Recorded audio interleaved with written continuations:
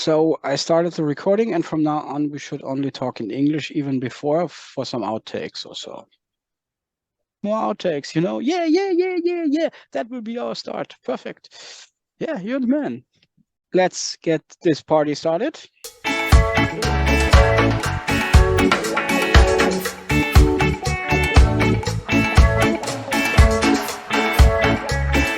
Welcome, welcome, welcome to Blitzmarmelade, the podcast of Bordel.io with our CEO, Marcus. Hello. And with me, Alex. Hi. So today we have a very interesting and important topic. So inflation is rising in Europe, and energy crises are going up more or less worldwide. And so, people buy less. So the economy seems to go in crisis, at least in most countries. And what do good managers when when the sales go down? Well, they cut cost. As we always say, after the cost cutting program is before the cost cutting program. So you are most likely compiling just a list of where you can carve out some costs. We have an item on our list that you never had on your list before and most likely would not put on the list, but it's a huge driver. And this is internal and external meetings.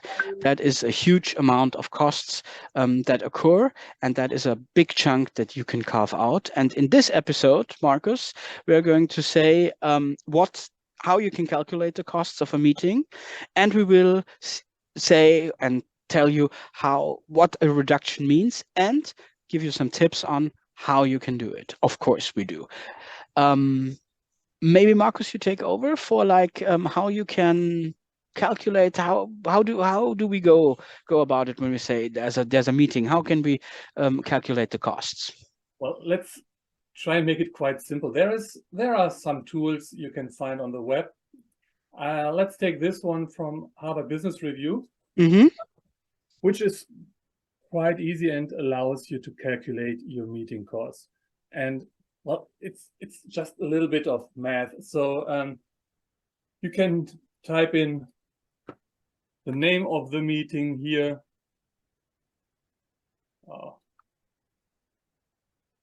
And then you talk about the duration. Let's say it's a 1 hour meeting and you have in total, well, how many people can you feed with 2 pizzas? Let's say it's 6 people. Yeah. They are hungry. Let's look at the average salary or the salary of each person. And let's say one person costs 80, the other 130, 120, 90. Let's just fill it out. And this hour meeting will cost you $441 US. I think that's quite a lot just for 1 hour. We haven't talked about preparation, etc. before the meeting, after the meeting. It's just this 1 hour would cost you $441 US. Then you need to think about it. Well, is it worth it? Yeah.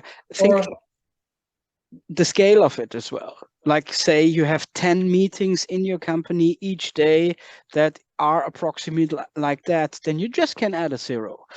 And then you do the math 20 days, and then you are at a big number. It's like 4,000. Yeah, and then for 10 days would be 40,000. For 20 days would be 80,000. So only like this piece would then be like easy 100,000 euro. And think about how many employees you have. But Jory, go on. Well, let's look at how to make it cheaper. I love that. You meet all these people in the meeting. What would happen if you just have 5 people, and let's just take 1 out? Oh, it drops. Or can you make the meeting shorter? Let's say 45 minutes. Nice. It's going down to 284. I mean, I'm not saying that you can save all of these costs, but I think there are some lessons you can take from it.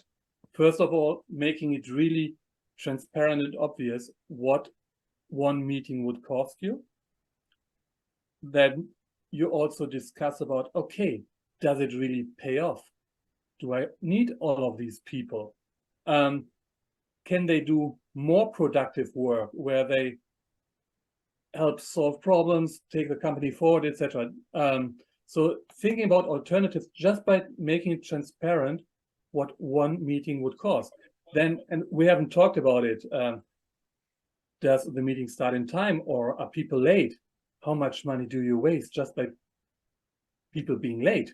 So I think it's an interesting tool to start a discussion. Not saying that it's right or wrong having this meeting. It's really making it transparent and obvious what this meeting does cost. Maybe just halt for a moment and just like reiterate, because you said, like, I think very valid and very good points. So first of all, it is like, I would say, like, kind of a mindset change, making things transparent and saying, hey, this meeting costs you so much. Think of those people who say, oh yeah, invite me to the people, I want to be there too. Like FOMO, yeah, happens often. Or people that then only listen but type and do work at the same time. Happens. Seen it in American companies, seen it in German companies. So it's not a good thing, and it should be done. So just by being transparent, you start thinking differently. Preparing the meeting is a good thing, and who should be included and for whom the outcome of the meeting should be an email. I would add another point, like your reduction, like say, hey, that's 1 hour, 45 minutes, half an hour. There are amazing design thinking techniques out there in regards to meetings, remote and in person, that we use at Bordel like every time to just reduce the time of the meetings that we have. And that means we can cut normally a meeting down to half of it. So if you meet 1 hour, we can cut it down to 30 minutes with the efficient tools. That would be, and think about the costs behind it. Especially if you keep in mind how often meetings end without clear decisions or postponed decisions, etc. Or protocols or anything, any things that are coming afterwards.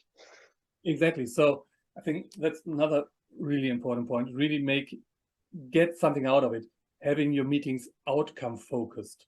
Yeah. You really see, okay, what is the objective of the meeting, and make sure that really there is a certain result in the end. And it's clear who is doing what until when after the meeting. Yeah, that's like pretty basic, super important point. Came out as well with Patrick when we talked with him about his TikTok and what his experiences is. And he said, in the end, it's still pretty the basics. Nothing has changed since a long time. Let's say it that way. I think one additional point to mention is, and I think we talked about it a couple of weeks ago, agenda theater. So trying to make your meeting more efficient by having a really, really detailed agenda. First of all, there is some research saying that people spend around 3 hours per week on drafting agendas. Just imagine 3 hours per week. Wow. Just for the agenda. Yeah. Already crazy. And with having too detailed agendas, you also are more process oriented. You think you have it all under control, but it's not the case. It's not really focused on the outcome. So just focus on, why are you having this meeting? What is the expected outcome? And then make clear, okay, how do you want to achieve this outcome? Who do you need for achieving this outcome?